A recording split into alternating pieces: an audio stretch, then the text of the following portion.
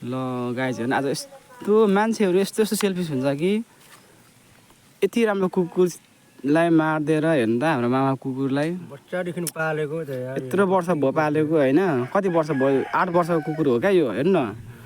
कसले मार्दै बिच खुवाइदियो कमसेकम अनि त्यस्तै चित्त बुझेको थिएन भने यहाँ घरमा भनेको हामी यसलाई बाँधेर राख्थ्यौँ नि त कसैले भन्दैन पनि केही पनि भएन अहिले पो यसो हेरेको ल घर अगाडि कुकुर त लम्पसार परिरहेको छ हो मामा रुँदै हुनुहुन्छ यहाँ कुकुरलाई सम्झेर बिचरा 8 वर्षदेखि सँगै पालेको कुकुर माया त लागिहाल्छ नि होइन त्यही पनि अब आफ्नो घरमा लाग्छ यार कमसेकम भन्नुपर्छ नि त यार त्यही त आफ्नो घरमा पालेको कुकुर चलाई माया त लागिहाल्छ नि गाडीले किच्चाको नै होइन हो गाडी त्यसलाई किच्चाकै होइन क्या कसले के गर्दै थाहा पायो भने चाहिँ यसलाई चाहिँ त्यो मान्छेलाई चाहिँ यस्तो भन्छु नि म पनि घरको हेरविचार गर्ने यो गार्ड पो त यार एउटा सुरक्षितको लागि यो एउटा सेक्युरिटी अझै नहुनु भइहाल्यो होइन ठिकै छ अब यसलाई हामी चाहिँ पुर्नु जाँदैछौँ हाम्रो बारीमा जाउँ यसलाई पुरेर आउनुपर्छ तल त्यो बोक्नु म फर बोकेर आउँछु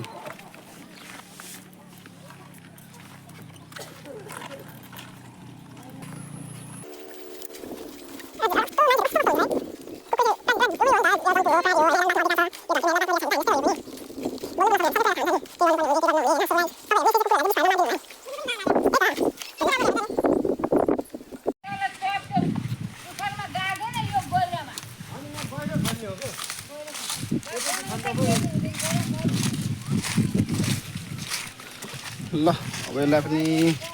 पुरिदिनुपर्छ यतातिर अलिक गहिरो खन्नु है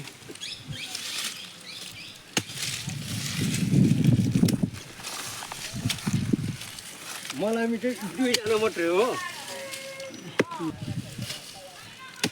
साथी हो नि त रुइहाल्छ नि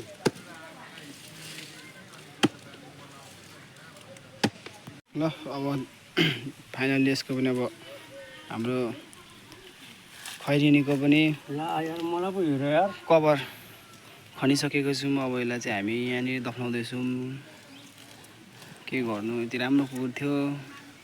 भनेको सबै मान्ने जहाँ गएँ पछाउँथ्यो हाम्रो मामालाई कुन चाहिँ आँखा लाग अब के गर्ने यसलाई अब मरिसकेपछि व्यवस्था गर्नै पर्यो ल जाऊ स्वर्गमा बास